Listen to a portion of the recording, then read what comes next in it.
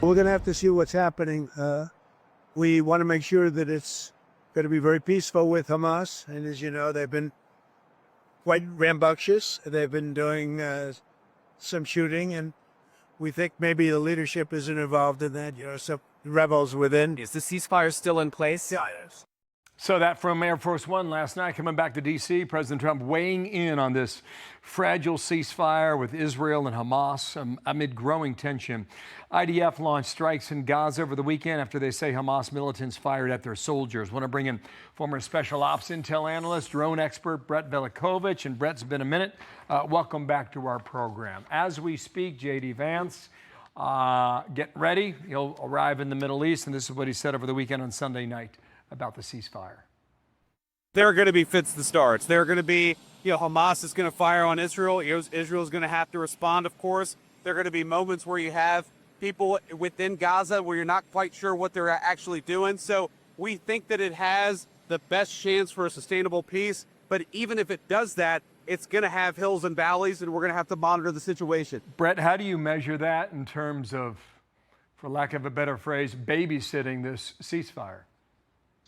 Well, Bill, what I feel like we're witnessing right now in Gaza is this collapsing of internal order. You have armed clans, local factions, and Hamas's own security apparatus all clashing together. There's even been public executions reported, and that's not just conflict, it's chaos. And President Trump and the administration read the shifting landscape correctly, and they've shifted their tone accordingly. He said on Thursday, we will have no choice but to go in and kill them if violence persists. And most importantly, though, he was clear that would not involve U.S. forces. But his statement does send a clear message. The U.S. is very serious about enforcing any ceasefire, but is also insistent that Israel must take primary responsibility for security operations inside Gaza. The burden really remains on Israel and regional actors to act. It's a strong line. I think that's meant to pressure both parties. He wants the threat of deeper action to act as a brake and not a trigger. But here's the reality, Bill. Hamas is increasingly acting as both the ruler and warlord. They're punishing dissent internally. And when organizations begin executing their own people, that's when stability is lost. That's when the vacuum invites escalation. It invites spillover, mass human suffering. So Trump's hardened tone is not just posturing. It's really signaling that the U.S. expects some consequences if Hamas continues to destabilize Gaza. And the trick here is walking a tightrope. Be forceful enough to deter Hamas, but not so aggressive that escalation becomes inevitable, with the end goal essentially of preserving the ceasefire and really protecting civilian lives. Okay. I don't know if you saw the 60 Minutes piece last night, but I found it fascinating. Steve Witkoff, Jared Kushner, they gave a lot up as to what went into this. Here's a clip from Kushner. We wanted the hostages to come out.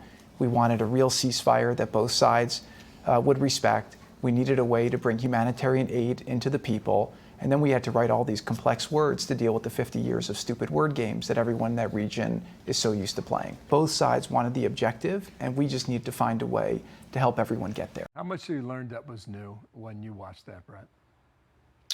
Well, what I keep seeing is Israel is on edge, right? They're demanding Hamas still return the bodies of 19 hostages that they still haven't handed over, these hostage bodies. And that's non-negotiable. A demand for families, governments, public opinion. If one side is blatantly violating the ceasefire terms, it risks collapse. And so, in Washington right now, in the region, eyes are really turning on how Israel is going to respond, whether it acts more aggressively or it leans on this diplomatic pressure from the U.S. and the administration. And success in this very volatile moment, it means the ceasefire holds, hostage bodies come home, and Hamas ceases its internal terror, and Gaza doesn't spill over into this humanitarian collapse. And if this failure occurs, the consequences are really going to echo beyond Gaza, with regional instability, refugee surges, and a loss of a faith in this ceasefire diplomacy.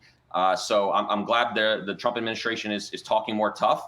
That's the signal that's needed, and I think that's where we stand right now. Well, what you rattled off there were some difficult challenges still, some mountains to climb. Brett, thanks for coming on, and we'll talk real soon, okay?